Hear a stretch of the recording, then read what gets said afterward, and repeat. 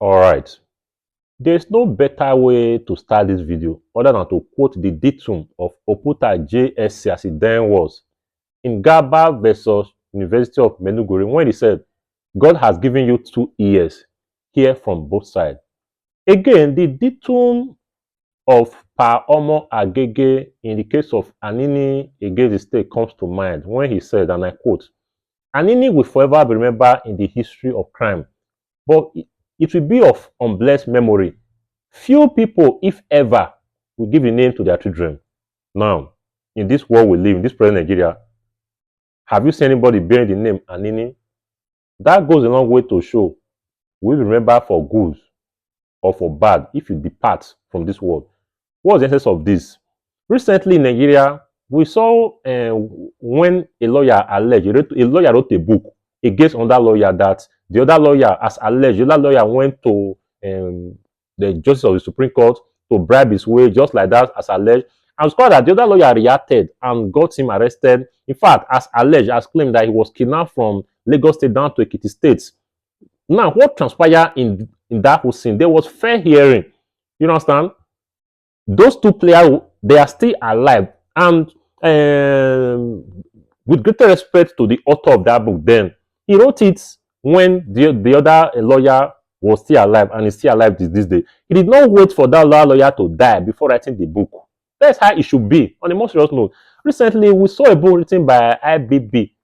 We saw a book written by him, and he titled the book A Journey in Service. And one keep wondering, is it actually a journey in service or a journey in a bid to misrepresent fact, in a bid to confuse the next generation?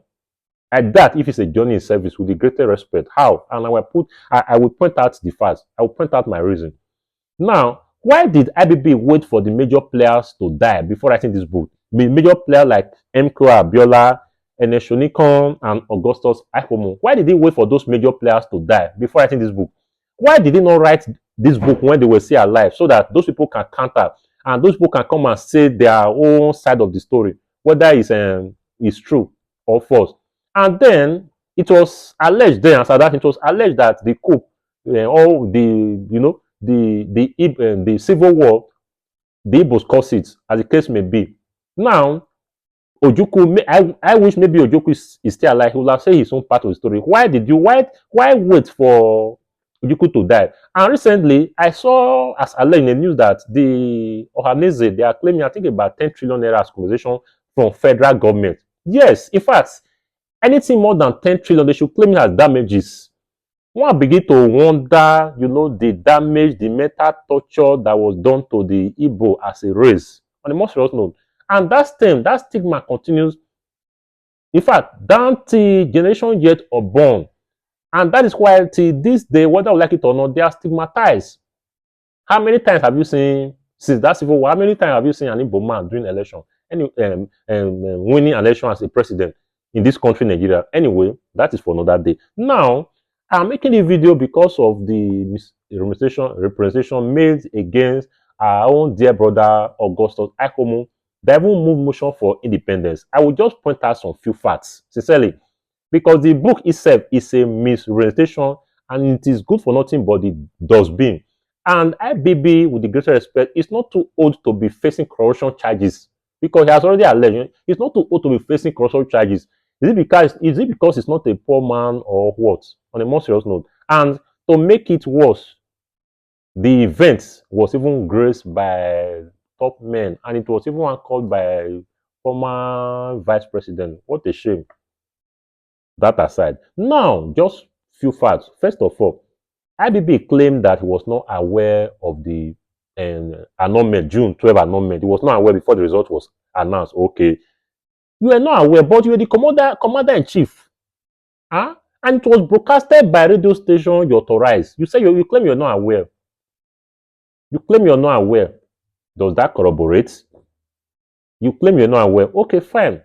In your book, you lambasted Abacha. Abacha is this. Abacha wanted to appease you. Abacha did this. Abacha did all that and the rest. Abacha was bad, but you made him chief of defense staff. Abacha was bad. You made him chief of defense staff. And even on your 74th birthday, Even time you credited, you thanked Abacha. That was in 2015 or 74 birthday that Abacha saved you from the 1990 Oka coup. Who is deceiving who? Whereas because Abacha is no longer alive, you said all sort of things. That is why the children of Abacha, Augustus Akomu, and Shonika and all those major players should also write a book to counter this your misorientation. Sincerely, is it that you are afraid to die, or if you claim you want to sell records straight before you die, say it the way it is. And I believe that, humanly speaking, I believe these major players like Abacha, Ernest Shonika, August Akuma, and the rest, they will be at the gate now holding cane because whether we like it or not, we will all die. They are waiting for you to die so that they will welcome you with cane. They will flog it out of you. Sincerely, you lied against them.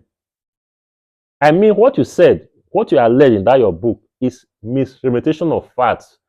And it's a book that should be confiscated, good for nothing but it does being.